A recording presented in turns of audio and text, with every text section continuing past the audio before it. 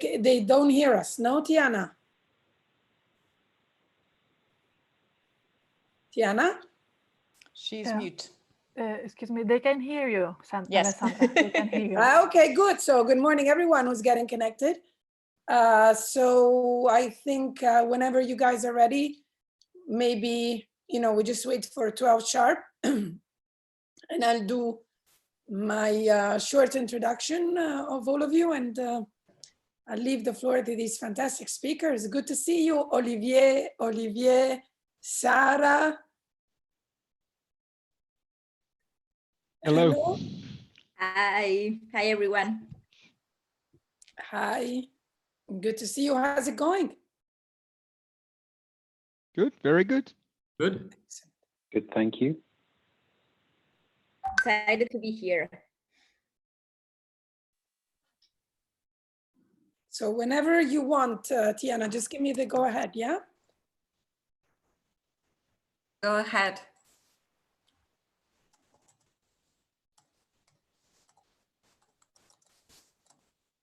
So welcome everybody to our second webinar, or as I call it, the second webisode of our webinar series organized by the Regional Department of Europe, UNWTO, on where are we going with tourism, QUO VADIS tourism. And today I'm immensely proud and happy that I am joined by such a wonderful set of, I would say, speakers at this point. We're all becoming important speakers of the various issues, talking to all over the world, thanks to this digital means of connection. And mostly joined by my fantastic colleague, Sandra Carvalho, who's the Chief of Tourism Market Intelligence and Competitiveness Department here at UNWTO. By the way, a short piece of gossip, me and Sandra are neighbors. And so whenever we do coffee, we normally share, and we're both big fans of coffee. So, Sandra, I miss you very much. It's really unfortunate that we're not anymore close to each other. So thank you very much for being with us. Today, we will be focusing on something that we are always concerned about, is like something that we always want, we sometimes have, we do not understand, we wish we had more data. So we are going to confront this important topic to try to make a little sense out of it, even though, of course, we're not going to be able to finish it all or have the right answers at the end of the webinar. We just hope we're going to continue stimulating the discussion. And the beauty of data is that there's never an end to it. We will be talking about it with Sarah Pastor, who is a dear friend of UNWTO, and she's the managing director of ADARA, and Thomas Emmanuel, director STR. Olivier Henri Biabo, who's the CEO of TCI Research. Last but not least, Olivier Ponti, who's the vice president of Insights, Forward Keys. So we're all talking to people that are very, very used to dealing with data on a regular basis and beyond. Before I leave you to this very interesting discussion, and I would like to remind all of you attending the set of rules. Basically, we will be performing a discussion, and we will be also taking questions. The questions we will look at and try to understand which are the most probably stimulating in the actual conversation, but be assured that all of your questions are read, taken good note of, and if anything specific, please always rely on us. We're available 24/7 for you. You just write us at rdu@unwto.org. And I would also like to introduce a little new thing that we're trying to implement in our webinars, just to make everything more exciting. At the end of the day, it's a Monday morning, it's almost 1 o'clock, so we're going to talk about data. So we don't want to sound too boring in the beginning. So we would like to stimulate our interaction also by launching a poll, which is going to allow mostly the speakers, but I think everyone, to understand what is the general mood about data. So if you would like to answer this question, we're basically asking you, what is the biggest challenge in data availability? Consumer perception, air capacity, travel market segments, booking patterns. So what is the biggest challenge in data availability? Please answer. If you answer these questions, then at the end of it, we will be able to give you a result, which is going to, I think, be very illuminating to us. What do you think, Sandra? Thank you very much, Alessandra. Good morning, everyone. Good morning, all the colleagues from the Ministries of Tourism and tourist boards around Europe. It's great to be with you directly from Madrid. Very happy to have the opportunity to hear you as well. As Alessandra said, we want to bring this into a live conversation.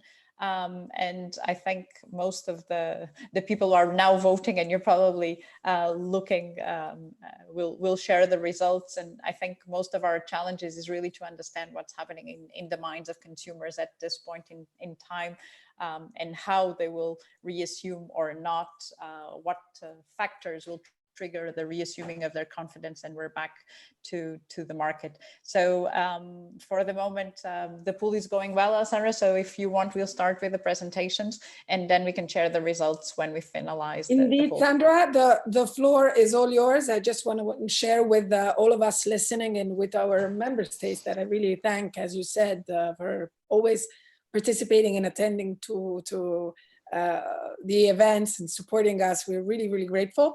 That I am basically in and out from the EU 27 ministers meeting. So at the time when we're speaking, the EU 27 tourism ministers are actually, all of them, expressing their views and their opinions and describing what they've done in their countries to fight against COVID-19 and to recover their tourism sector.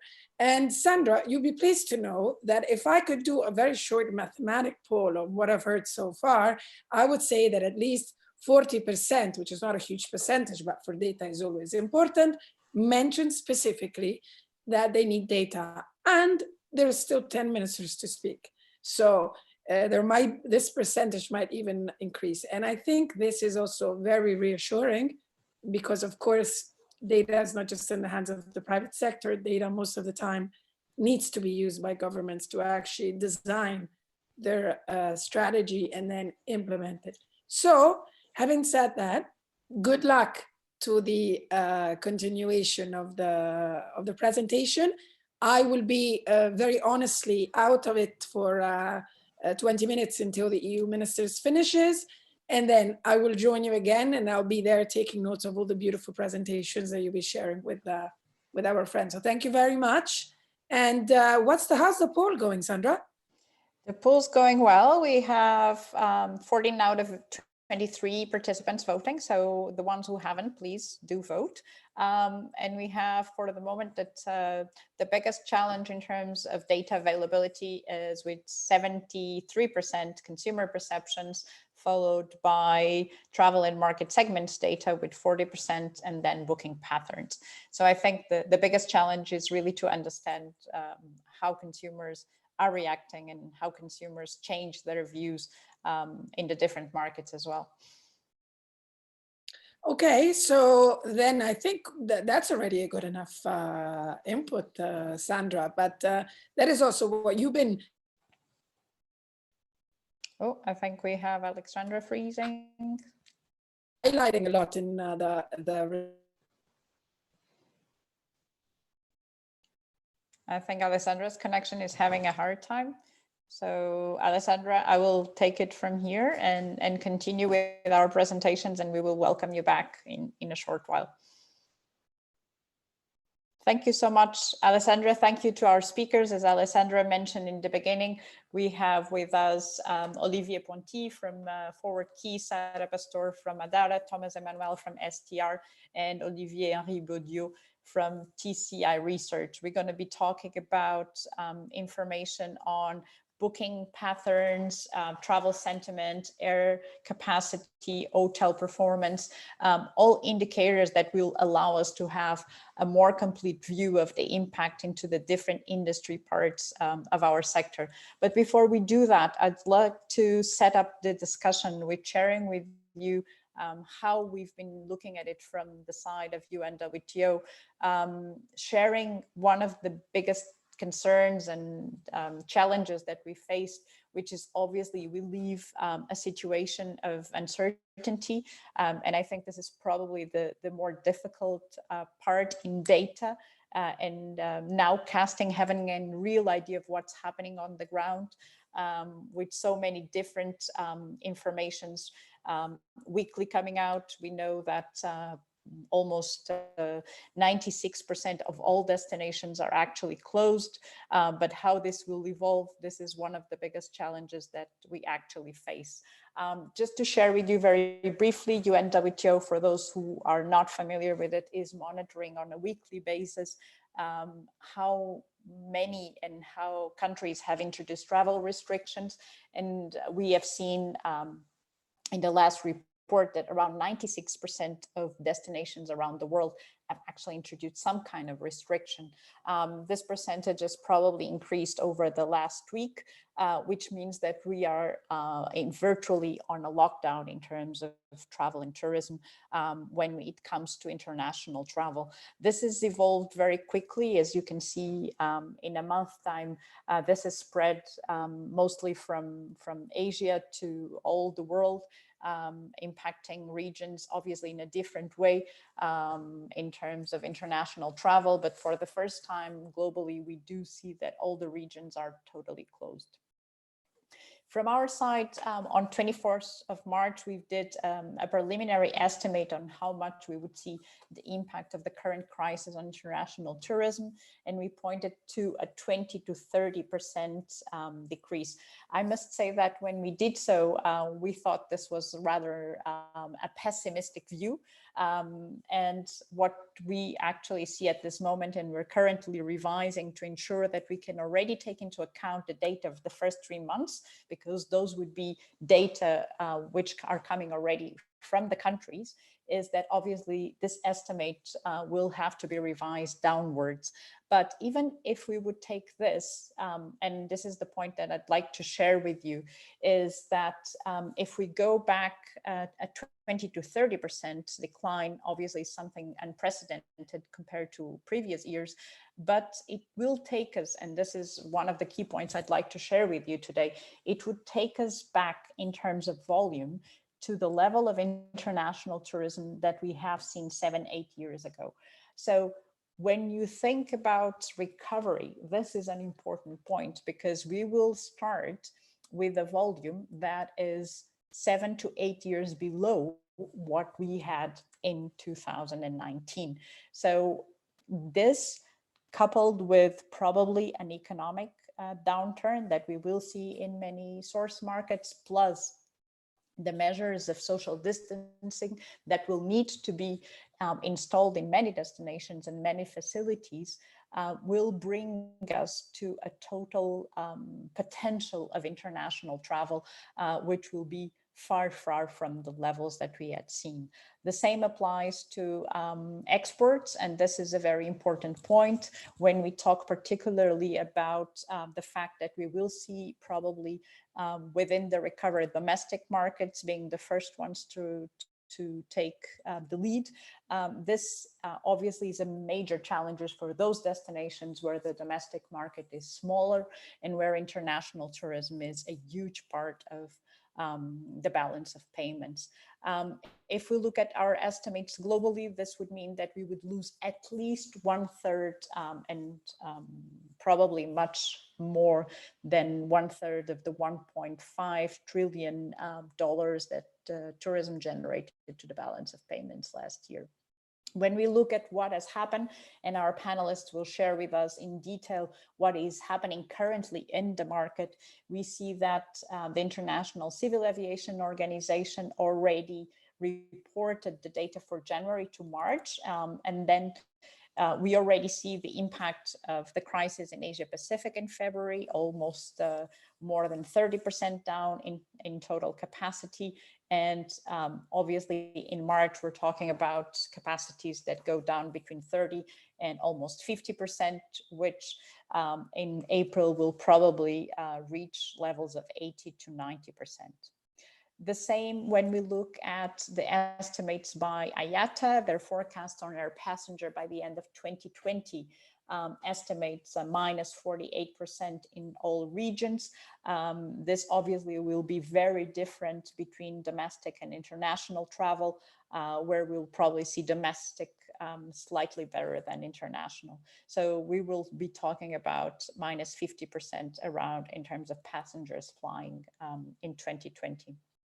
If we look also at the most affected markets, actually comparing the weight of international tourism with those countries which have reported the highest number of confirmed COVID cases, we also see that those countries as of 14 April represented around 50% of all international expenditure. So obviously there is a high impact all around the world, but if we look specifically at the most important source markets and in terms of spending, we'll see that often they will also coincide with the countries which are unfortunately being more affected by the COVID crisis. Doing any estimate of how we will see recovery moving, as I mentioned in the beginning, is faced with many challenges. Looking at previous crises, which is something that we often tend to do, is difficult to give us any guidance, because we have seen, when we look, for example, at the impact of SARS in Asia, that there was a big dip in the months of highest impact, but we had a V-shaped recovery, and towards the end of the year, we started seeing some positive results in terms of growth, not in terms of recovering previous value, but in terms of growth rates.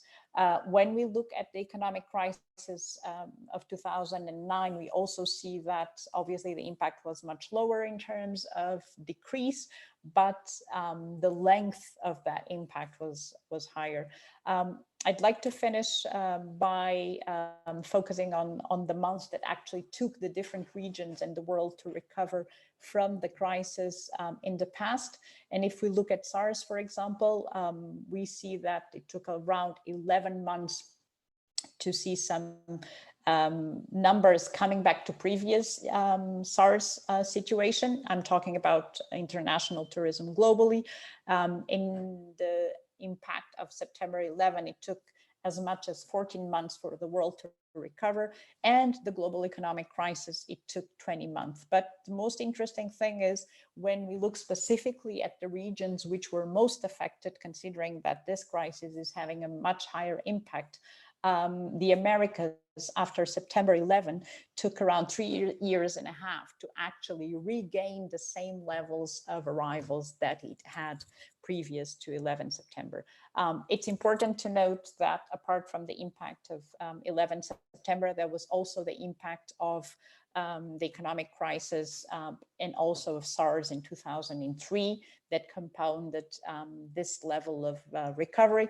But as we are in a situation where we're also seeing an economic crisis moving together with the health emergency, this is something it's important to take into consideration.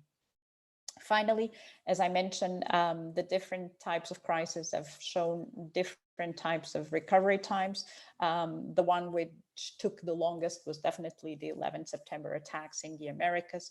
But even so, in Europe, the economic crisis took as much as 29 months for Europe to actually be back at the same level of international tourist arrivals as before. So this is just to give you setting the scene information before we actually hear from our guests today on the different areas and what we are seeing on the ground. And I know this is difficult, but what can we expect for tomorrow? We have been from the side of UNWTO, very strong message on stay home today, travel tomorrow. It's important to keep the sector in the mind of consumers. It's important to support the sector to be ready to open when the situation allows for it. And this is our message that we want to share with you today before we actually ask our esteemed participants to give us their insights, and hopefully at the end of it to leave us with 2 or 3 key elements that can guide us in those uncertain times. Thank you very much for this moment of being able to share what we're doing at UNWTO.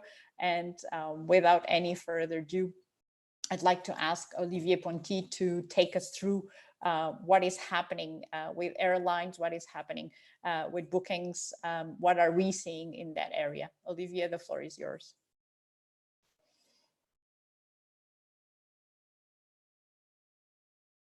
Thank you very much, Sandra. Can you all see my screen? Yes. Excellent. Let me switch to presenters mode.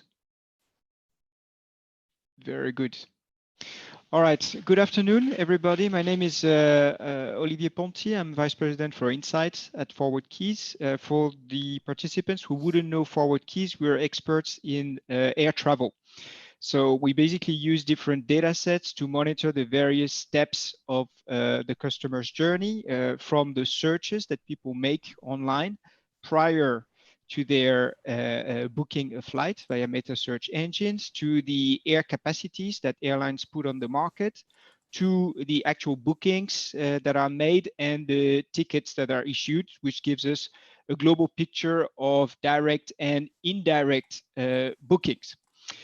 So using this information, what can we say about the impact of COVID-19 on air travel to Europe? Let's start by having a look at the global picture. This is the year-to-date situation for international arrivals by world region as of 19th of April 2020. The impact of the crisis is pretty clear. We've got a 50% decrease in the total number of arrivals, of international arrivals. Europe is the second most impacted region, minus 50%, behind the Asia Pacific, minus 58%, and Africa and the Middle East, minus 43%, and the Americas, minus 40%. We can clearly see here the different waves of the epidemic. Starting in Asia Pacific, expanding to Europe, and then expanding to the rest of the world. Now, if we would focus on Europe and the different regions, we would see, in fact, very little difference between the different parts of the continent. Southern Europe, Western Europe, and Central Eastern Europe are all around 50% behind. Northern Europe has slightly better results than the rest of the continent, but this is mainly due to the first weeks of the epidemics, where the region was performing a bit better than the rest. Now we are seeing that the situation is getting worse as time passes, and the gap between the different regions is narrowing. So there's basically no winner in this situation. Now let's have a look at the bookings that were made in the past weeks for a trip anytime in the future. What we're trying to monitor here is the willingness to travel by world region for a trip to Europe. We're looking at net bookings, meaning that we can have situations, normally exceptional, when we have more cancellations than bookings. That means that the bars would go below the minus 100% dotted line that you can see here. In the first phase of the crisis, following the introduction of travel restrictions in China, we could see that the Asia Pacific was very severely impacted, but the rest of the world was holding on. From the moment the COVID-19 outbreak in Lombardy took place, we could see a complete drop of all key source markets to Europe, with cancellations exceeding bookings for more than a month and a half now. Now, if we would look at the same type of information, but this time looking at the destinations that people book or do not book, we see again that it is a lose-lose situation with all parts of Europe being impacted in similar ways.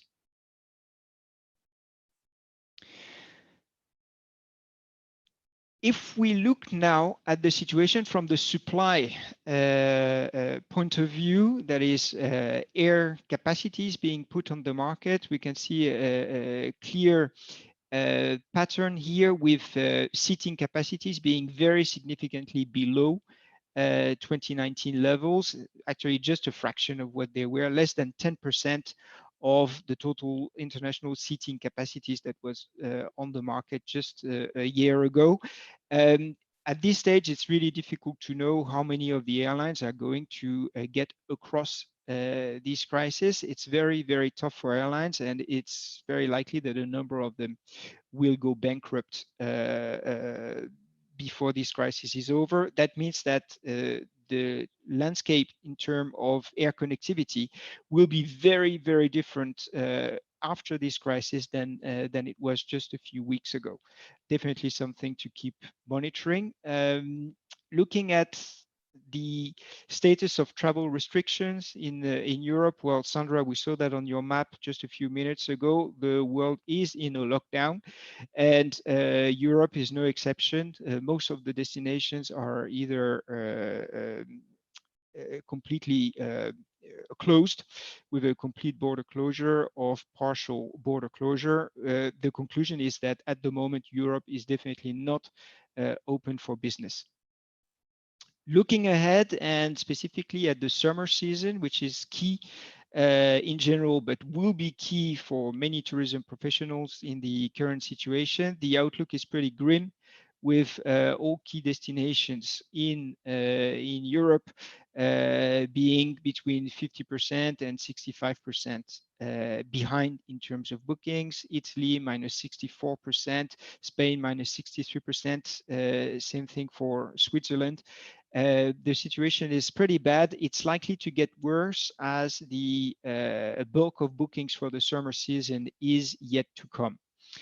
Now, there's another way of looking at this, more optimistic, as we would say. It is to say that as the bulk of bookings for a trip to Europe in the summer is yet to come, and there are already a number of bookings being made, around 20% of bookings for the summer season being made, it is still possible, in case we get the situation under control, to bounce back and make sure that between the delayed bookings and the regular booking pattern, we do have enough bookings for the summer period to be salvaged. That's a very optimistic scenario given the current circumstances, but it cannot be completely ruled out.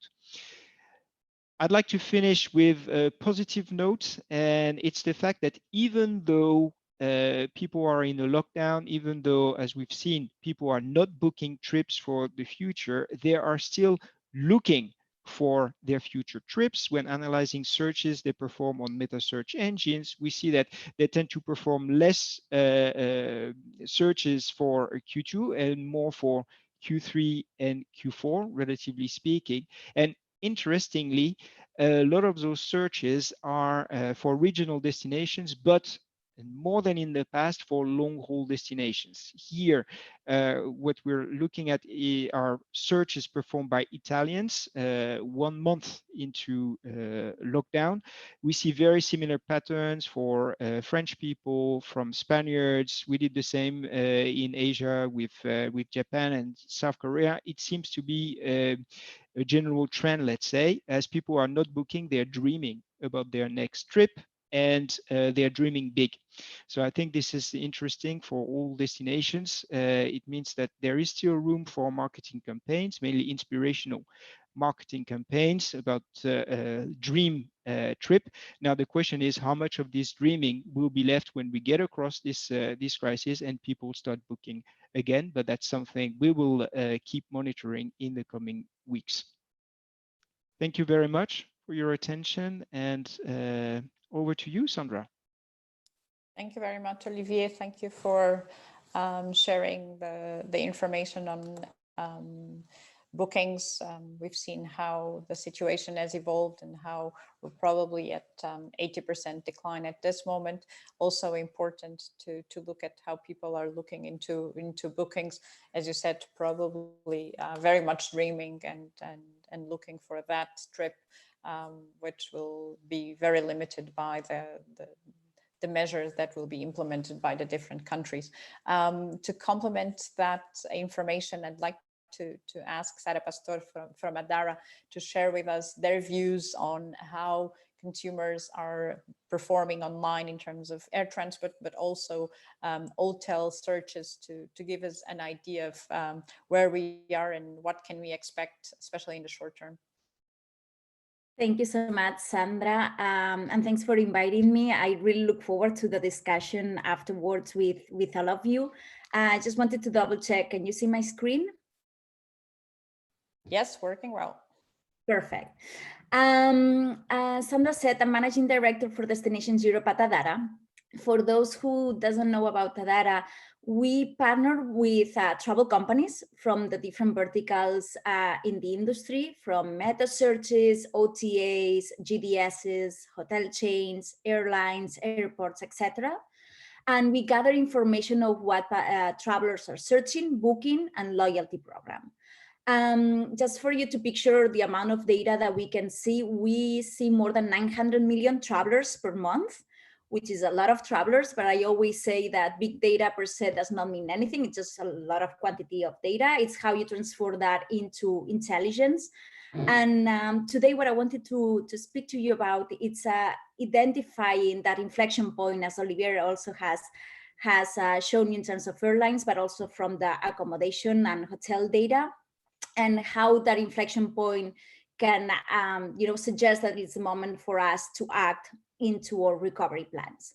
And when I think about how to identify the inflection point, I always look from the historical data versus the future data, but also from the searches and the bookings so that we can differentiate. This first slide, this is global trends. And in terms of hotel bookings, it's very similar to what Olivier has shared before in terms of airlines. We see a 75% drop year over year. But I'm also trying to look for the optimist side of it. And I think it's really important not only to analyze the European trends, but also looking at China, since it was the first country that went through the crisis. And when I look at China, this is searches and bookings to China as a destination. And we've separated the domestic versus the international. The international is the dark purple line versus the domestic, which is the light purple line. And as you can see, when they started to get better in terms of the cases and they started to open, we saw from the international trend, it was upwards. As their cases started to go up a little bit again, they again put some restrictions, and obviously it started to go down. But right now we are looking again at an upward trend. It does not mean that Europe will go through the same trend, but I think it's really interesting to keep an eye on how they are trending, because this could be one of the cases where Europe could find themselves in the next weeks as we started the escalation. And it's also interesting to see the domestic trend. As you can see, was really flat from January to February. It started to go a little bit up on March. And then it's been up and down, and we are seeing it's very soft, but it's increasing. So we will keep monitoring this, because again, this can give us an idea of what might be happening in Europe as well. When we look specifically to European trends, this is search data. And what we are doing here is not only like looking at from the searches and the bookings, but also what type of travelers. And this is specifically the business versus the leisure, which I think it's really interesting, because if you see the business is the pink line versus the leisure, it's the purple line. Obviously the trend, it was a little bit similar, but the one that stopped more like the hotel bookings was first the leisure, more vacational. And then the business, it took a little bit more of time to start dropping. And it's interesting because with everyone that we are speaking, and also when we are looking at our numbers, we are forecasting that for the recovery plans will be first the leisure audience, that it's going to recover sooner than the business. And it's because because of the lockdown, a lot of people they are going to have the robot feeling that they really want to get out. And then also from the business point of it, a lot of businesses are saying that they are going to be very conservative on how they are going to reactivate the business traveler, more for security of their employees. And that was searched from more an historical, so from January to April. If we look more into the future, this graph, what it's showing, this is hotel and flight searches in the next 3 weeks. It's aggregated. And what it shows is year-over-year comparison. So if we look here, and this is the week of the 20th of April, it is starting to get a little bit better. So this means the searches from that specific week versus last year. So it's still obviously from now on, we're still negative. But what it's interesting to see is how it is decreasing. So it actually searches for the next weeks in Europe are a little bit getting better. Then kind of it stabilizes through the summer until the end of the summer that it's starting to get better again. So what this is telling us, and I'll show you afterwards in terms of bookings, is that probably, again, this the escalation that a lot of governments in Europe, they're starting to speak about how it's going to work in the next weeks. It's giving people hope that they are going to be able to travel again, probably domestically, because our neighboring countries or regions. And then it kind of stabilizes, and again, people are postponing. So they are looking more for travel dates from September onwards, because they think that they are going to be able to travel more securely, and that they're actually going to be able to travel. So that was in terms of searches. If we look at flight bookings, and I just want to go through these very quickly. As you can see, the flights are completely flat. And it makes sense because, as Olivier showed, obviously the borders are closed, or they are partially closed, so there are not many flights or capacity ready. But again, looking at the optimistic point of view, and similar to what I show in terms of searches to Europe, we are seeing here mid-end of May a little bit of a pickup of bookings. Again, these domestic bookings, the escalation of the lockdown, people being optimistic that they maybe can get away for a weekend. And then it goes flat again until early September, that it's picking up again. So people are really searching and starting to book for end of May for those domestic reboot effect, and then postponing their holidays. And Oliver showed the Q4 also in terms of flights, how the searches were picking up. So when I look at this, it's really giving us kind of an inflection point that might happen in mid-May and then September onwards. Obviously, this is Europe aggregated. And I always say, like, we need to take obviously Europe, but also looking at the main origin markets to your destination and the proximity markets, because as Sandra said and Olivier, they're going to be the first one to be able to react. So what I would recommend you is to keep an eye, and obviously the graphs that we show today, they're a photograph of a specific point. This is gonna evolve as the weeks go by, but look at it as the searches and the bookings for hotels and flights, because probably in the first wave, it's gonna be more maybe hotel data that can give you the idea on where to launch first domestically. Analyze the historical data and the future data so that you can identify this inflection point. When looking at the short term, I would recommend you to look at more micro level, because again, you know, to be able to react quicker and more efficient, but with keeping an eye on the mid-long term, more in a macro level or more long haul origin markets to your destination. Following up how China is trending. Also looking at the type of audiences, and I believe Alessandra had it in the poll, right? Like understanding the type of audiences that they are looking to travel. Are they business? Are they leisure? Are they families, couples, solos, to understand better the behavior? And also I would like to add a couple of more things, and Olivier has mentioned the first one, which is air capacity. I think it's going to be key to add this kind of indicator to be able to know if it's the right time to launch in a particular origin market where you need air capacity to reactivate the economic tourism activity, but also the perception, the security perception index, because it might be that they can start, traveling. There is the air capacity, but if the perception of your destination still as not safe, that might be counterproductive. So these are the indicators I would recommend you to keep on looking at, so that it can really help us identify these inflection points so that you can reactivate your recovery plans. Thank you so much for your time, and I'm happy to go through your questions after the rest of presentations.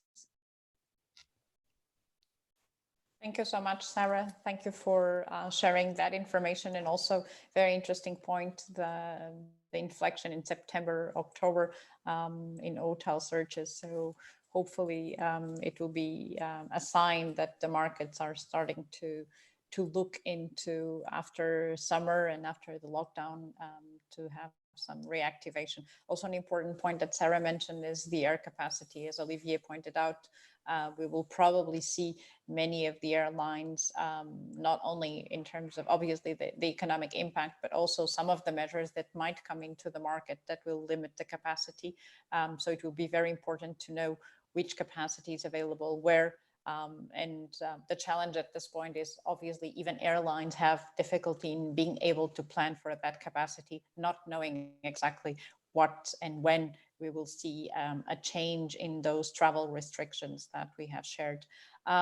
If we move now specifically into looking into the impact in the hotel industry, and we're very happy to have with us Thomas Emmanuel from STR, who looks at hotels worldwide. Would like to see what is happening in the different regions, and also what has happened in the past that can teach us and help us, guide us into the near future. Thomas, the digital floor is yours. Thank you very much, Sandra. Just checking you can see my screen. Yep, perfect. Well, good morning. Still morning just about in London. Good morning, ladies and gentlemen. Thank you very much indeed to Sandra for the invitation. My name is Thomas Emmanuel. I'm a director at STR, and in case you're not familiar, we are the market leaders in hotel performance data. So we collect data from more than 66,000 hotels directly across the globe, tracking their key performance indicators as well as supply, demand, pipeline, and so forth. So any data on the hotel industry, you know where to come. So I'm going to give a quick overview of hotel performance, as mentioned, and look at very much the unprecedented impact of COVID-19. But what I want to do first of all is just step back and just look at the beginning of the year. So this is January, and this is revenue per available room, so RevPAR percentage change for the month of January. And we can see, with the exception of Asia, which was obviously impacted initially by China, as that's where the outbreak began, the rest of the world was growing year on year, fairly steadily. If we move to February, we can see the contagion started to pick up quite dramatically. That decline in Asia, very, very strong. And then, as you can see, contagion across Australasia, the Middle East, Europe, as well as North Africa. But then move forward to March, and effectively the whole world has caught coronavirus from a hotel performance standpoint. So when we started seeing numbers like this, obviously you can see these declines are very, very significant. People began to ask us, well, how bad is it? Is it as bad as SARS? Is it as bad as the global financial crisis? And we looked at the global financial crisis, and I've just taken here Europe and China. And we've looked at the RevPAR percentage change over a 28-day rolling period. And you can see the biggest decline during the financial crisis versus the biggest decline as a result of COVID. So the short answer is, in terms of initial impact and the sharpness of any declines, this crisis has certainly been worse than the financial crisis was. So the declines are steep, the declines are unprecedented, but where does that leave us? And I wanted to look at actual levels of occupancy. So again, I've taken Europe along with China and the States. And there are a few things that we can take away from this. This chart is actual occupancy from the beginning of February through to last week. And the first thing to take away is China is beginning to recover, as we're aware. And that is a good news story, certainly for the rest of the world, as the virus has been contained somewhat and restrictions have started to be lifted. The US has pretty much bottomed out at about 20%, but here in Europe, bottoming out again, but looking at about 10%. So very, very low levels of occupancy. And the thing I need to point out here as well is that we have got thousands and thousands of hotels across the world that are closed. Again, an unprecedented situation.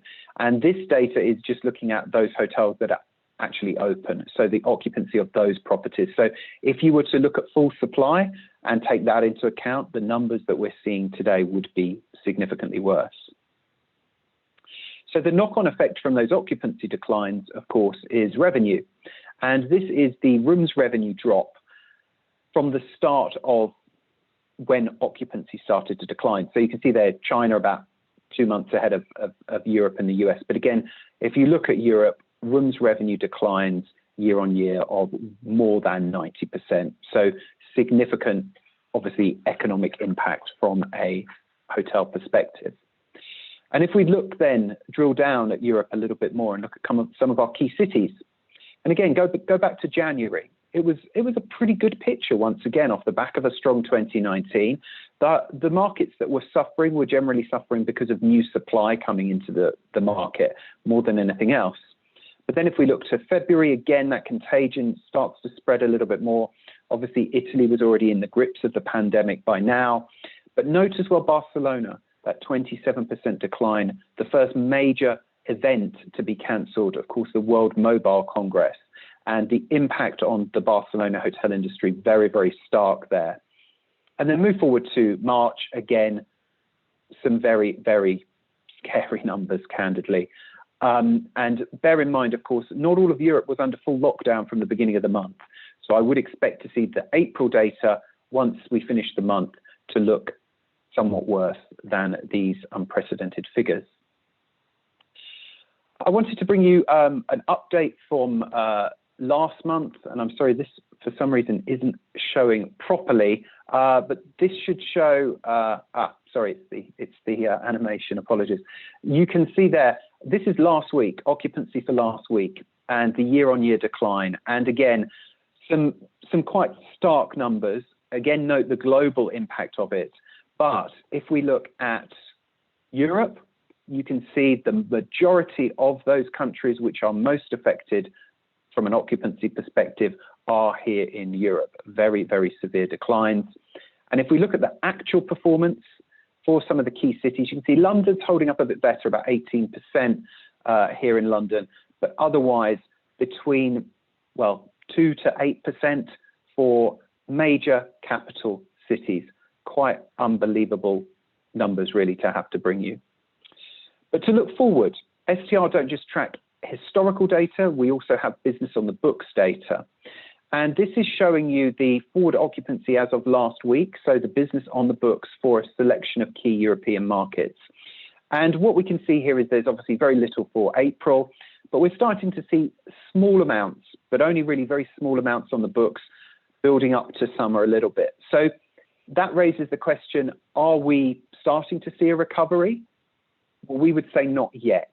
Not yet here, because pickup, so the increase in bookings from last month is still negative, and it's still negative through till September, whereas some of the fellow panelists have indicated that seems to be when people have a bit more of an indication. But effectively now, cancellations are outpacing new bookings across these markets. So just to take away a few conclusions for you, China seems to be at the end of the beginning of its recovery, if that makes sense. So we're starting to see occupancies tick back up towards about 50% of what we'd expect it to be.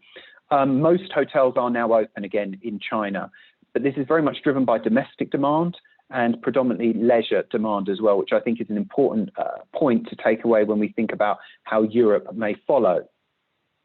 Europe's recovery has not yet begun, but occupancies seem to have bottomed out. Of course, we've still got hotels closed or closing. We know that some easing of restrictions is happening at the moment across the continent, but it does seem restrictions on travel, impact for hotels seems to be a longer term game, I would say, at this point. And I think it is important to think when we look at the recovery, it's going to differ by country, by market, by type of hotel, based on their demand drivers, of course. So everything, I think, will be okay in the end, but it's not okay yet, so it's not the end, obviously. We do believe that the hospitality industry will recover. It is a resilient industry. We're forecasting RevPAR in Europe to get back to 2019 levels in 2022, for example. So we do think there will be a recovery, but it will be a challenge, of course. And tracking what's happening now, as well as business of the books from a hotel perspective, is obviously a key way to do that. So I hope that was of interest. Please feel free to contact me for any further information. STR would be very happy to work with you to provide you with any data requirements you may have. So thank you very much, and back to Sandra. I'll just finish sharing my screen. Thank you very much, Thomas. I think that was a very interesting insight. I'll probably highlight two things: the shift from more bookings compared to more cancellations in September as well. So I think there's something interesting there. Although I think your last point is very important to our discussion, and also the fact that data should be the backbone of taking decisions on addressing the crisis and planning, which is probably we're still facing a longer gap term in terms of seeing both airlines and hotels operating normally, which means that we will need to make sure that we support the sector in this hibernation period, if I might call it, and also that we support the sector so that the capacity is there when operations are again possible. Before I give the floor to Olivier to talk us through his presentation on travel and destination sentiment, I would just like to share the results of the poll that we did at the beginning. So you can see that among the peers, the biggest challenge in terms of data availability is on consumer perceptions, followed by travel market segments, booking patterns, and air capacity. So it's interesting to see that there is probably growing availability of data on the airspace in terms of capacity. We're still behind on bookings, but also the biggest challenge is still there to understand how consumers' perception will evolve. And that's one of the key elements taking us through this crisis. So before the presentation of Olivier, I wanted to share these results because I think they're important in understanding the challenges that we all face in data information. That said, Olivier from TCI Research, the floor is yours. Thank you, Sandra, and hello everyone. Good morning. I hope everyone is in a good shape. Our role in these hectic times is to fuel destinations rebound with through data, with a real focus on consumer sentiment, destination reputation, but also resident sentiment. And we should not forget, I think, the resident viewpoint in all these crises.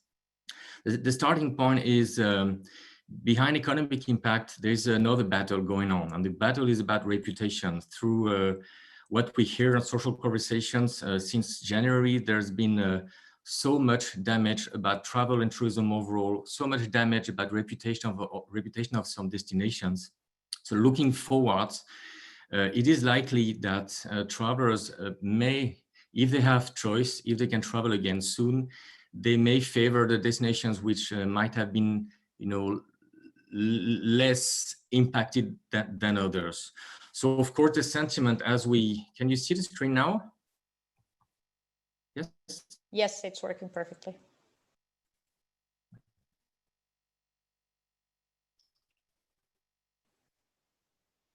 Can you hear me? Hello, Olivier, I think we're having an issue with your sound. Right. Okay, fine. So sentiment, as we define here, is not only about consumer sentiment. It's all about what everybody is saying on social networks, on blogs, forums, from media consumers or companies or citizens, whoever is mentioning something about travel, tourism, and destinations. So it's not predictive alone as a travel booking. We have surveys to capture that in parallel, but it's more about e-reputation at large.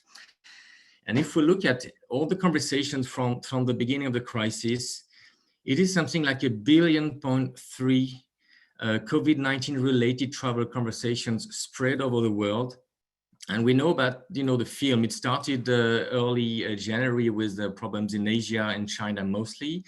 Then we had a shift to Europe, and then there is a big peak, like a turning point mid of March when US-Europe travel ban was decided.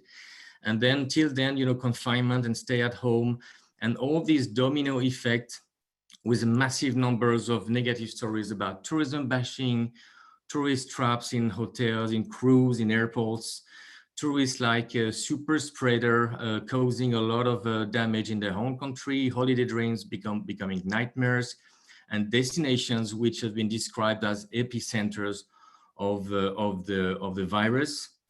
And a lot of negative stories, a lot of media attention on how beautiful places are without any tourism, which in other words mean tourism is the cause of everything.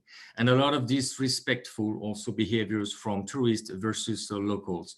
So going through that, all destinations have not been impacted in the same way.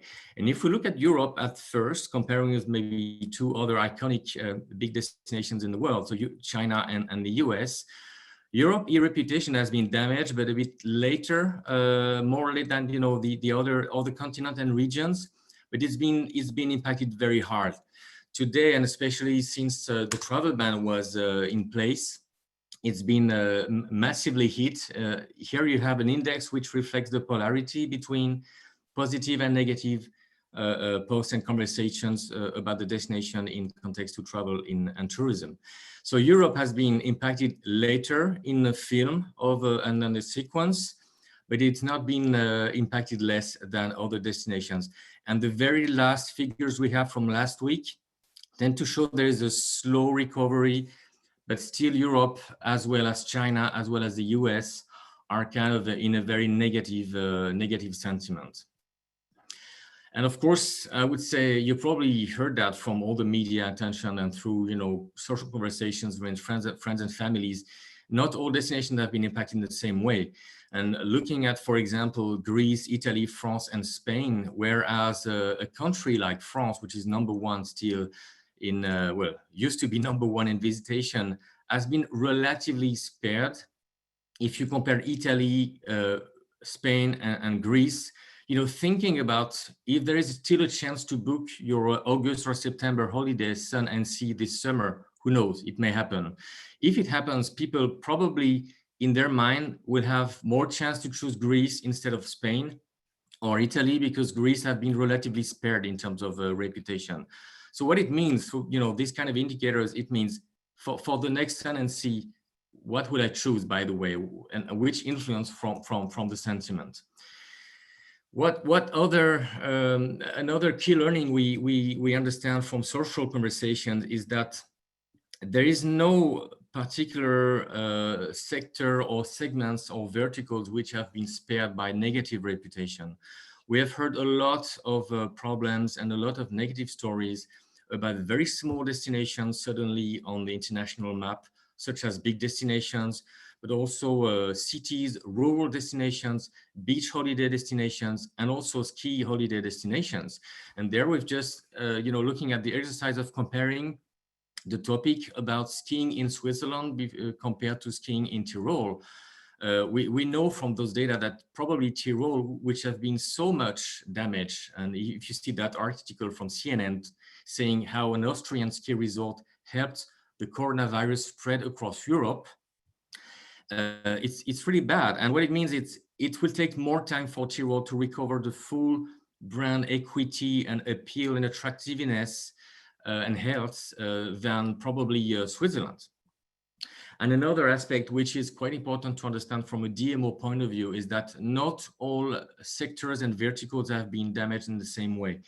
Looking at the verticals sentiment again, you see that obviously many bad stories have been shared about airlines, air transports, and airports, which basically in essence have been commented and described as a huge hub and one of the main cause of globalization of the disease and of the virus spreading so quickly across the world. Cruise have been massively impacted. If you are destinations which is very much dependent and depending or linked to the cruise industry, you need to support that, because the cruise industry have been massively impacted by negative stories. And then you have, and that's the good news, some sectors like the cultural attractions or the theme parks, or but the cultural attractions is interesting because it was the first sector which basically very naturally have kept the link with their potential guests and visitors through virtual reality. It was very soon able to visit the Louvre again, to visit UNESCO sites again, through staying at home.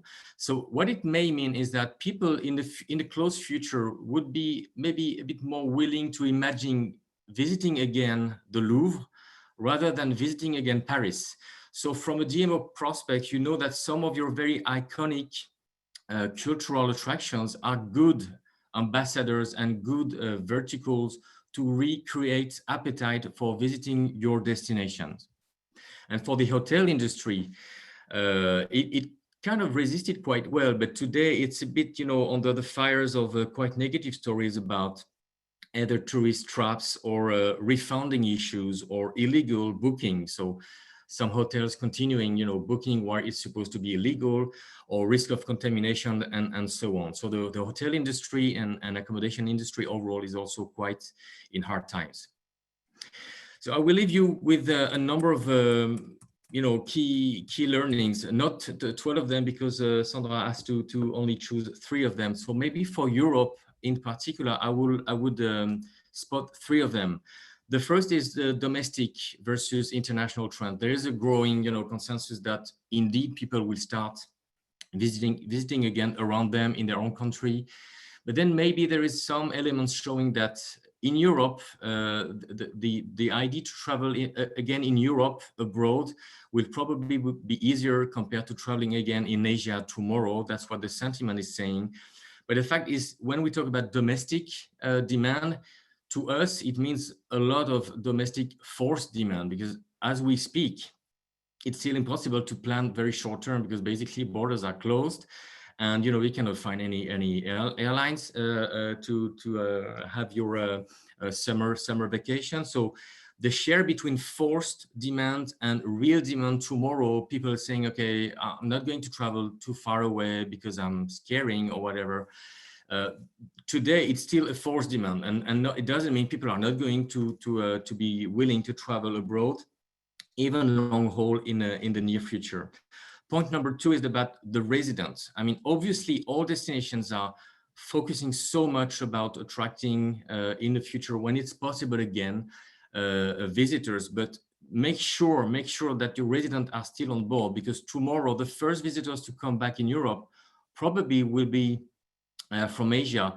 And believe me, from what we hear, this growing tourism phobia against Asian visitors in particular, they already had a very bad reputation before.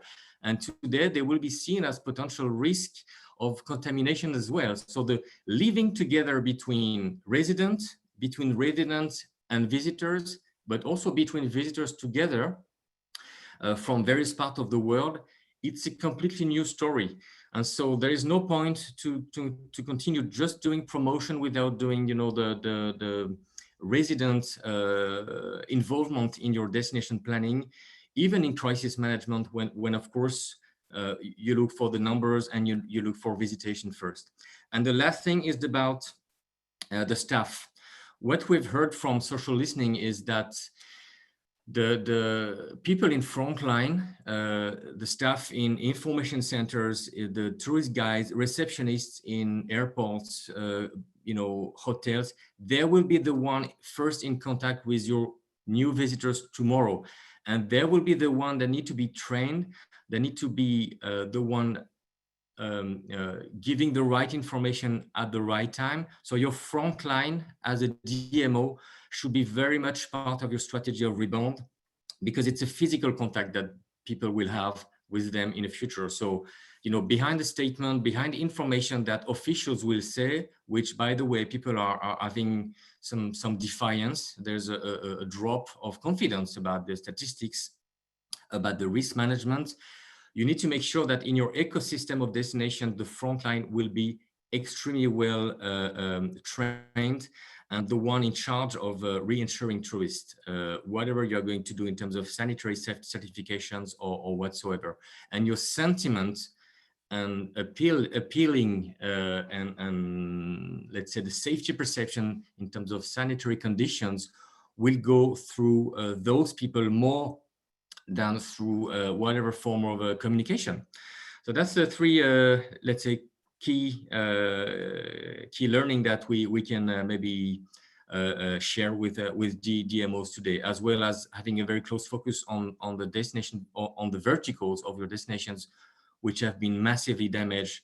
Talking about airports, airlines, and cruise to a certain extent, and all the public transportation. It's really time to add the M in the DMOs to become a DMMO, and making the management very, very, you know, close, apart from keeping the link with virtual reality and you know, inspiration and whatever is already massively done. That's it for me. Thank you very much, Olivier.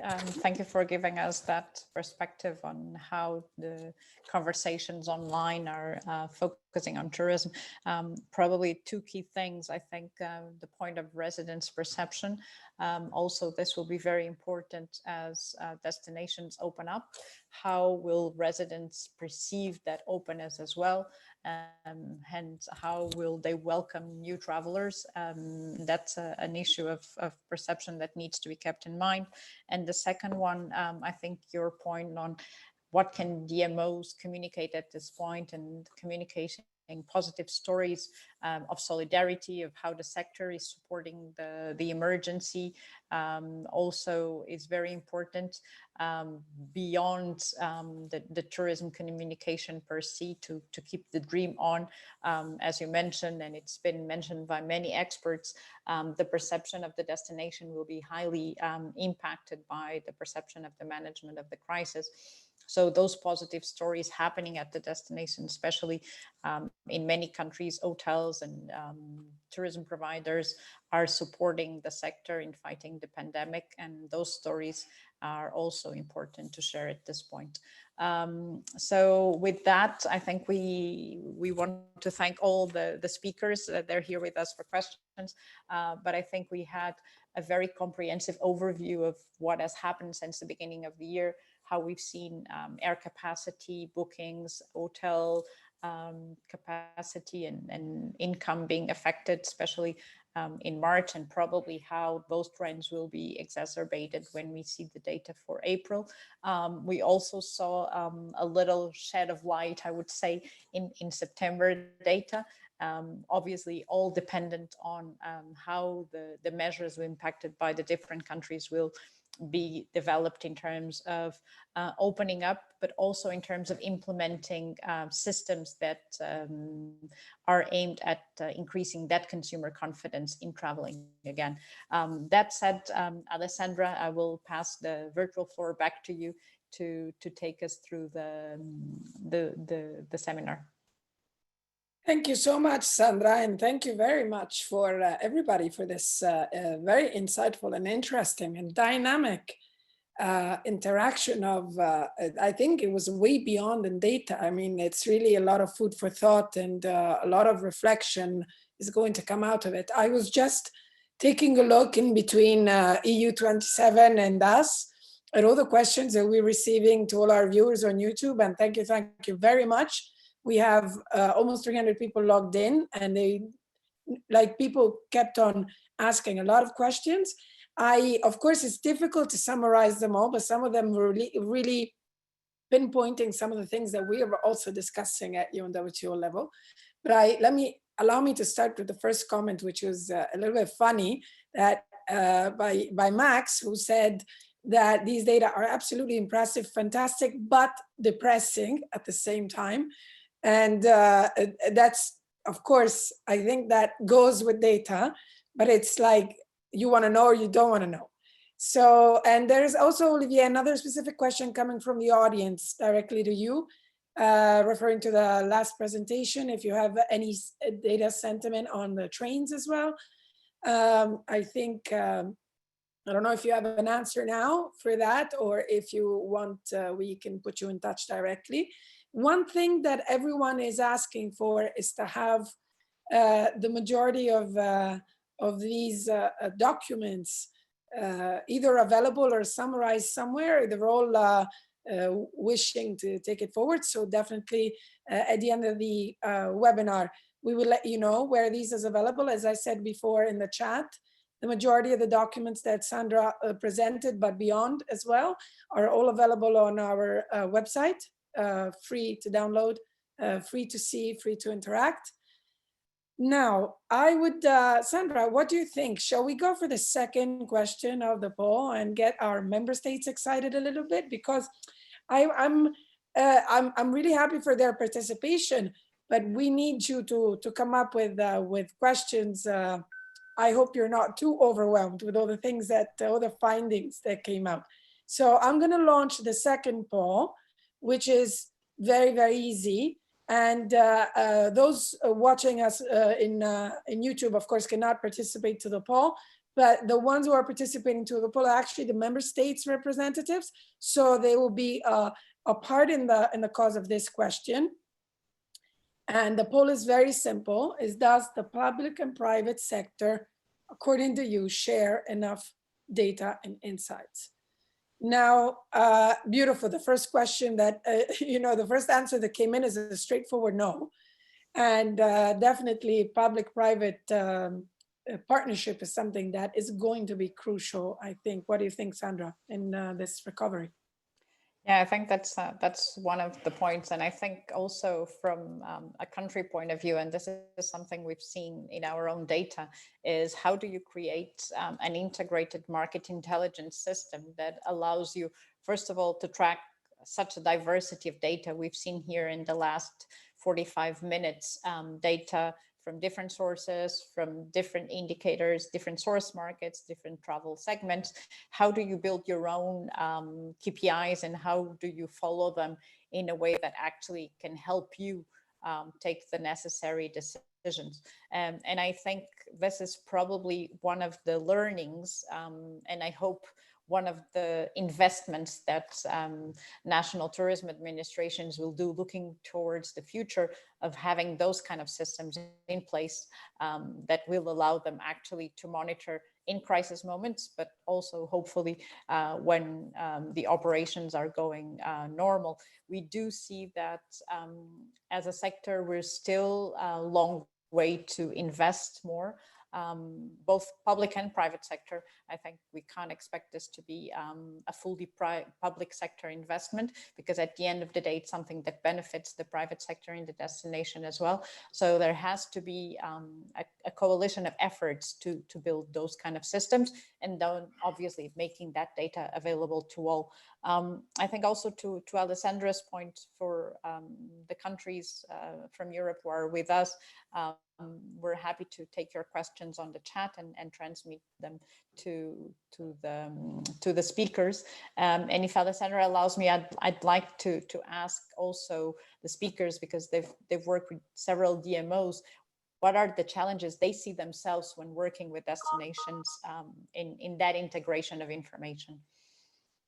And maybe I'll give the floor to Sarah, and then go around. Sure, thanks, Sandra, and thanks, Alessandra.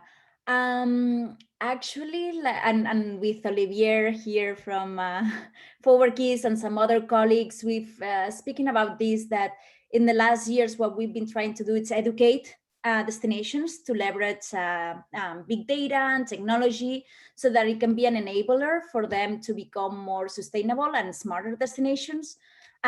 Creating this intelligence system, and the same way that I think like COVID-19 it's helping the private sector, with digital transformations and working from home.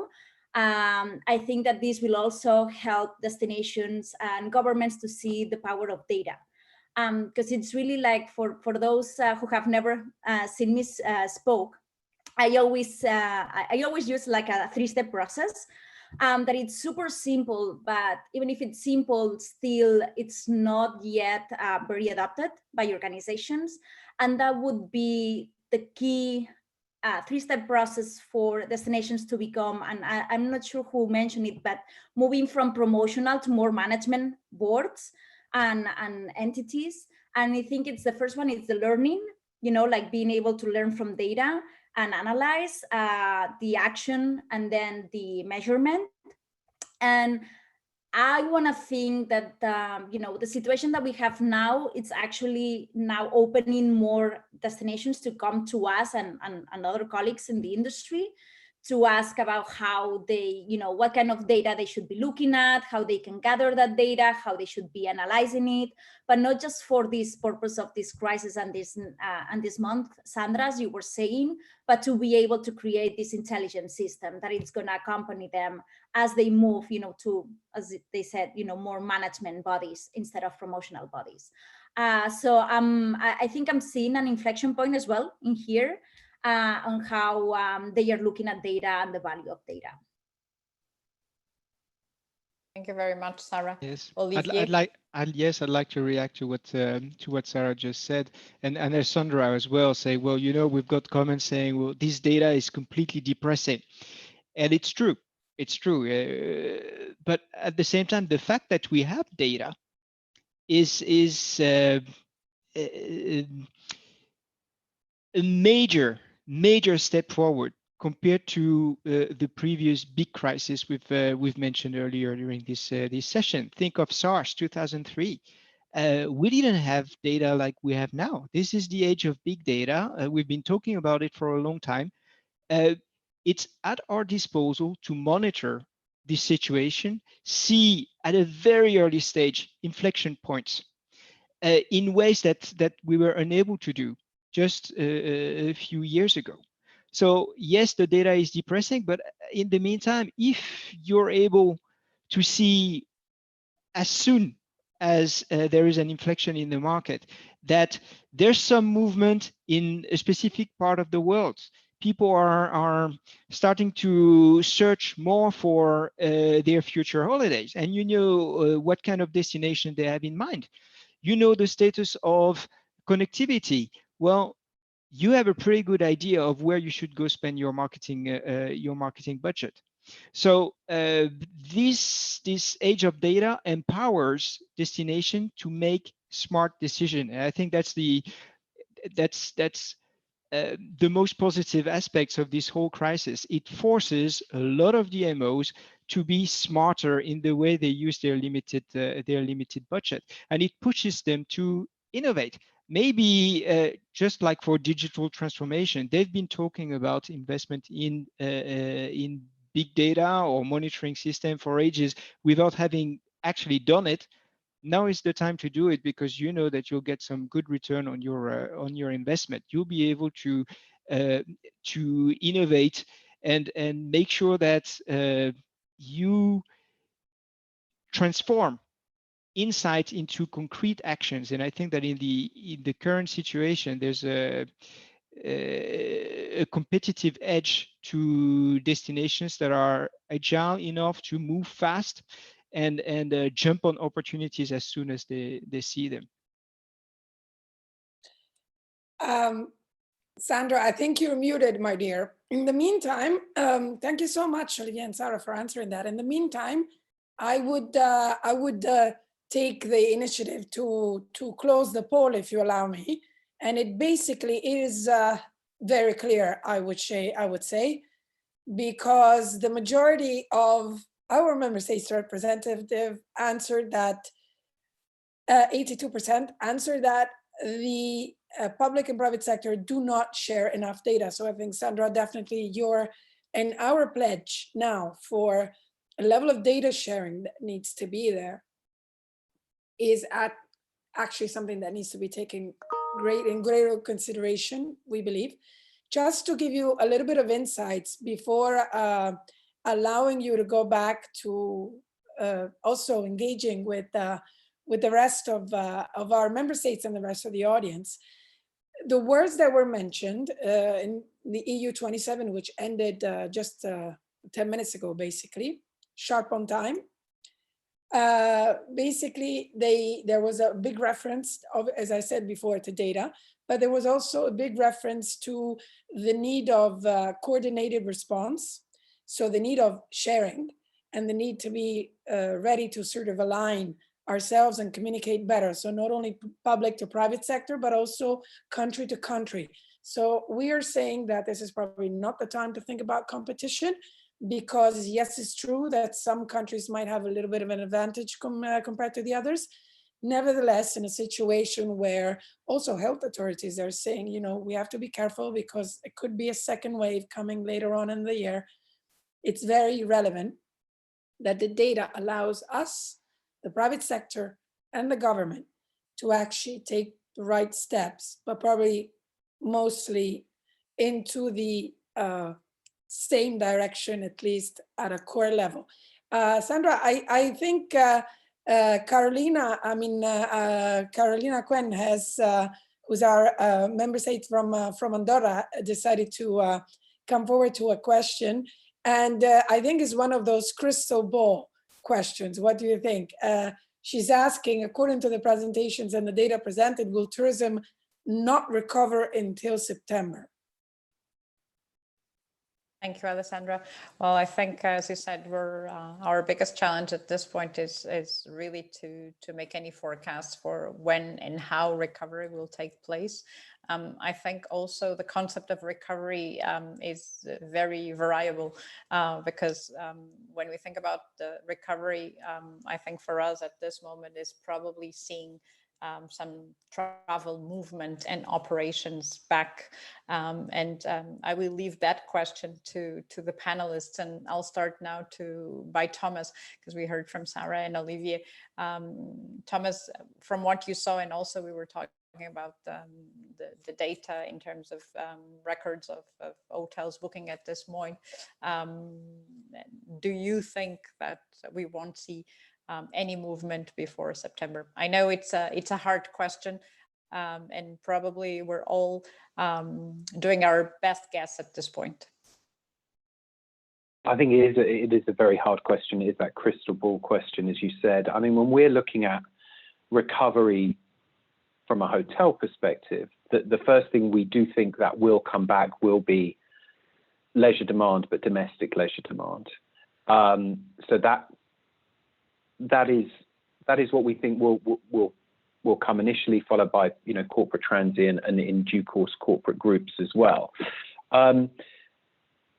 So much of it depends on the actions of the governments and the travel restrictions that are in place, of course, as well as how many new cases we see, whether we see that being taken under control, and ultimately, you know, as has been discussed on the panel already, the perceptions and how they will change.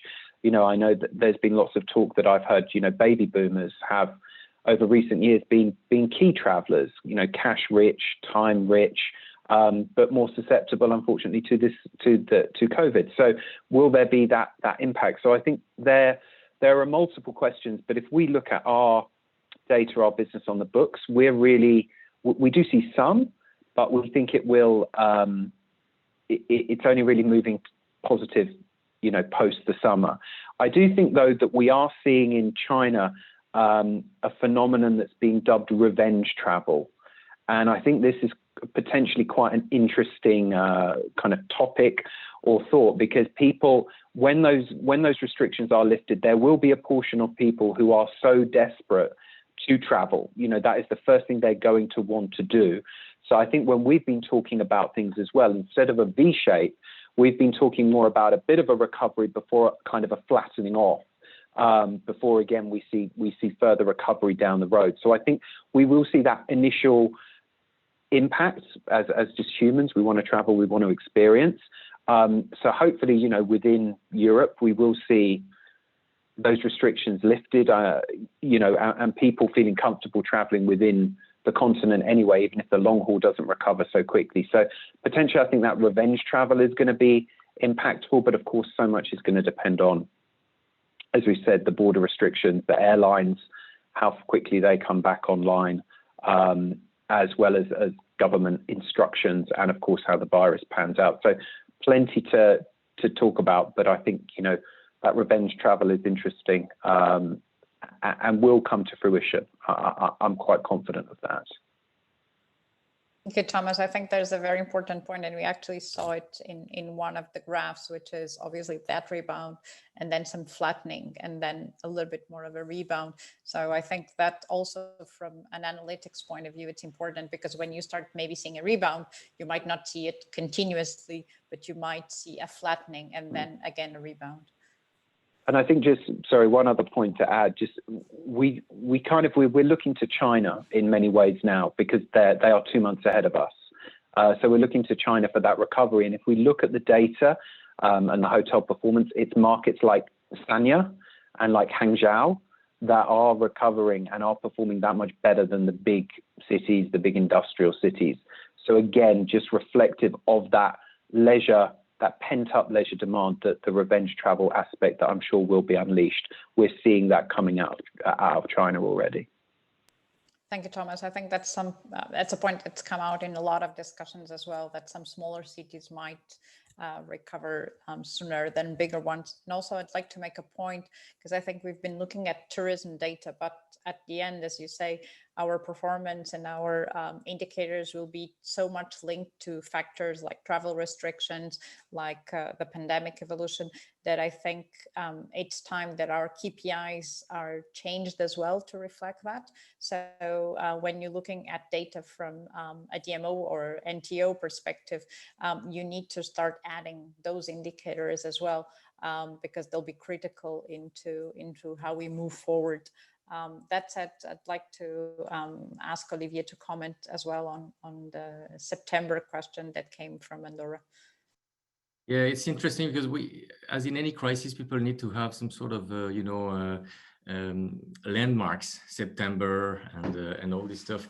I mean, this crystal ball things really drives me crazy, because we all know that people are going to travel where they will be able to travel first. I mean, it doesn't make any point to ask about, short-term planning if borders are closed. It doesn't make any sense. So they will travel where it will be able to travel, probably maybe a bit differently. Probably some will choose trains instead of flights, or taking their cars because it feels a bit safer. But to me, instead of looking desperately on the crystal ball, maybe DMOs should really make sure that they have a task force and they engage conversations with all their local stakeholders in charge of the visitor experience, because visitors will come back, and their reputation tomorrow about sanitary conditions and safety index and whatever, and however we measure that, it would not be spread by communication and advertising. It would be spread by word of mouth, or first new visitors. And do they feel safe, and what's in place concretely to make sure that you reinsure people? And it's exactly what we saw in the past with post 9/11 or post Charlie events. Now people are getting used to be checked in security. Tomorrow they will be used in being checked for sanitary conditions. But it will, the time, instead of looking at, trying to project things which can be completely irrelevant if there is a second wave of contamination, then taking the action right now and making sure that the whole stakeholders management is done in such a way that, your reputation will be driven positively by the first new post-COVID-19 visitors. And looking at the train, because there was a question on that, it's a bit specific, but the train has been quite spared compared. It's a transportation, so it could have been pointed out as another big cause of all of our problems, but it's less than, for example, the cruise industry. It's less than the airport or airlines. Trains have their also reputation going down, but somehow it's they were quite lucky, because there were not so many very negative stories, iconic stories going throughout the whole world, talking about people trapped, or trains being pointed out as a major driver of contamination.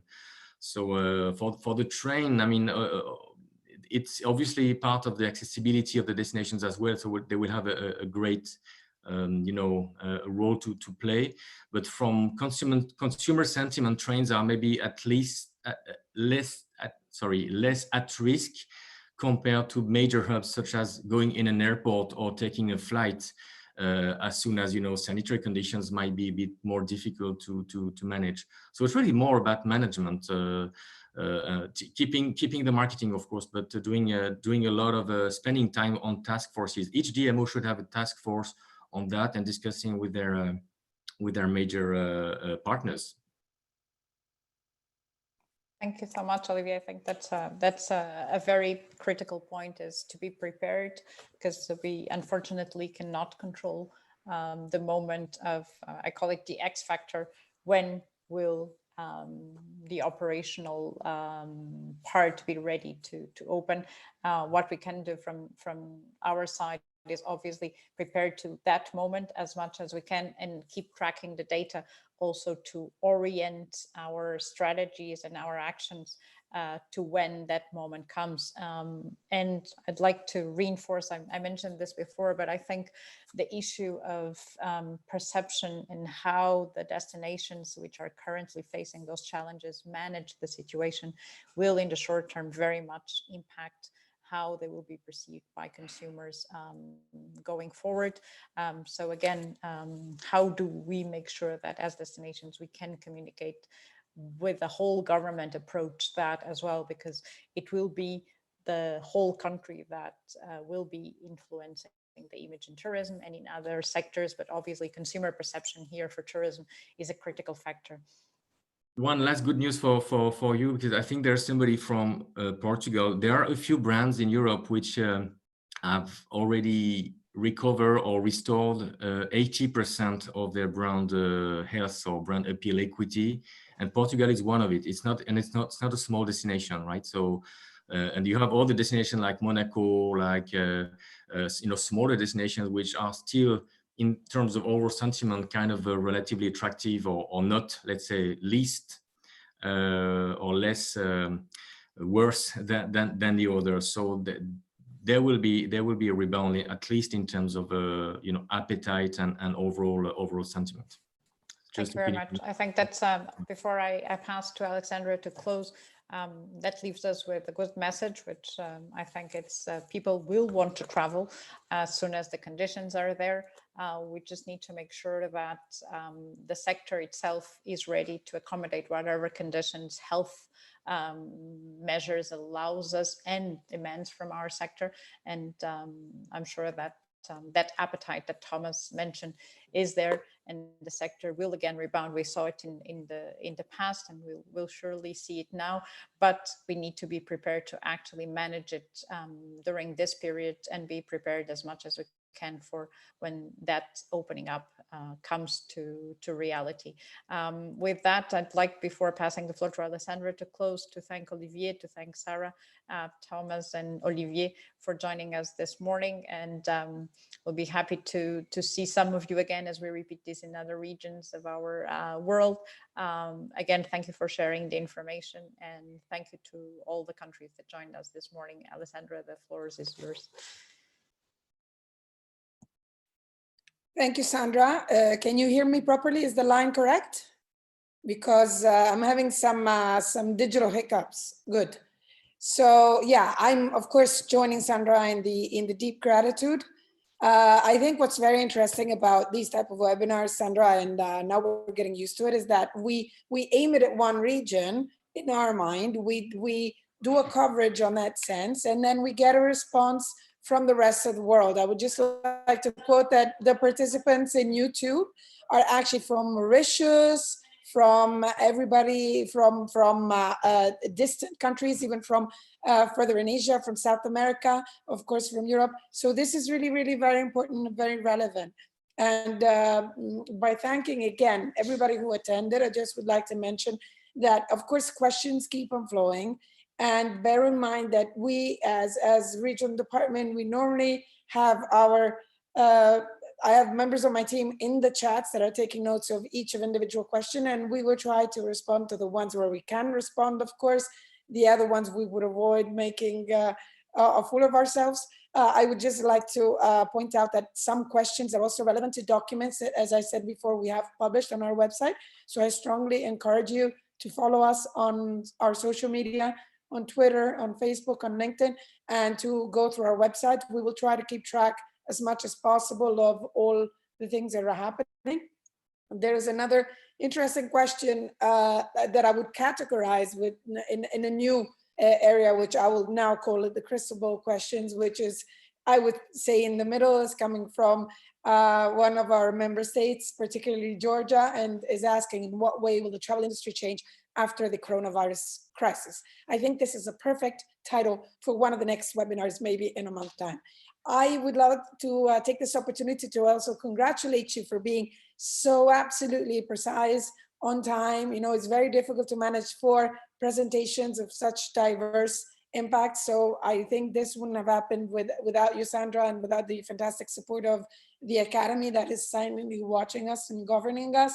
I think one key message that should come out, going back to the need for a coordinated response for the no competition, is that when we stand united, whether it's a small team, whether it's a larger team in a company, whether it's a group of countries, we always go a little bit further. Maybe 2 or 3 weeks later, but you know, it's about waiting. It's probably worthwhile and worth considering.